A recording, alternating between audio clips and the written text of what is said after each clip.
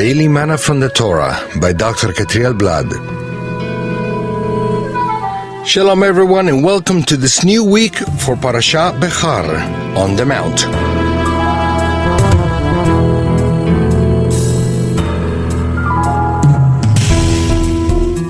We find this first aliyah in Leviticus 25 verses 1 through 13. Today's study will be found in verses 2, verses 8, 9, and 10. Speak to the Israelites and say to them, when you enter the land I'm going to give you, the land itself must observe a Sabbath to the Lord. Count off 7 Sabbaths of 7 times 7 years, so that the 7 Sabbaths of years amount to a period of 49 years. Then have the trumpet sounded everywhere on the 10th day of the 7th month, on the Day of Atonement. Sound the trumpet throughout the land. Consecrate the 50th year and proclaim liberty throughout the land to all its inhabitants. It shall be a jubilee for you. Each one of you is to return to his family property, and each to his own clan. When is the next year of Jubilee? The year of Jubilee that the State of Israel proclaimed on the 50th anniversary of its foundation is not a year of Jubilee from the Torah. The Torah speaks of another kind of Jubilee when all the tribes go back to their possessions and the land is restored to its original state according to the borders established through Moshe, unconquered under the guidance of Yehoshua.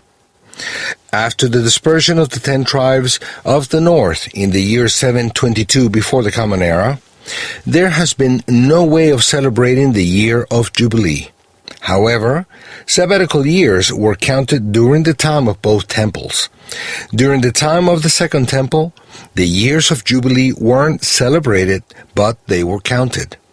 After the destruction of Jerusalem and the beginning of the diaspora that was caused by Rome, there has been no keeping or counting of the year of Shemitah, sabbatical year, or the year of Yobel, Jubilee, in the land of Israel. According to Maimonides, he lived between 1137 and 1204.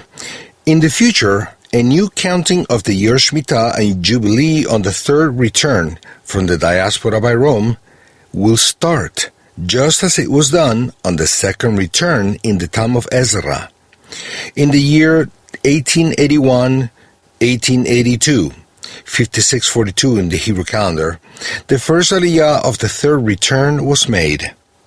The following year was counted as the first year of the 7-year cycle of the sabbatical years. Then, the first Jubilee of the third return was in the year 1931-1932, 5692 in the Hebrew calendar. The next Jubilee was in 1980-1981, 5741 in the Hebrew calendar, and the next one will be on the year 2029-2030, the year 5790 in the Hebrew calendar. The first year of Yeshua's public ministry, his year 2728 of age, 3788 in the Hebrew calendar, was a sabbatical year according to ancient historical sources. He also said that his ministry started during a sabbatical year when he cited Isaiah 61, verses 1 and 2. This was recorded in Luke 4, verses 16 through 21. The prophecy in Isaiah 61 speaks of the Messiah's coming during a sabbatical year and a year of Jubilee. If his first coming was during a sabbatical year, it is highly probable that his second coming will be on a year of Jubilee. It's also possible that he comes before the year of Jubilee to put in order all the world and restore the 12 tribes so that the 1,000-year Messianic kingdom can start on the next year of Jubilee.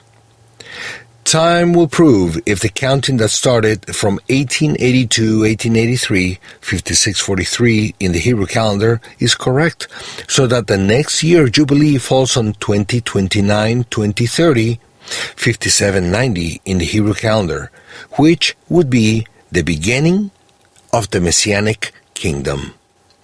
Shavua Tov.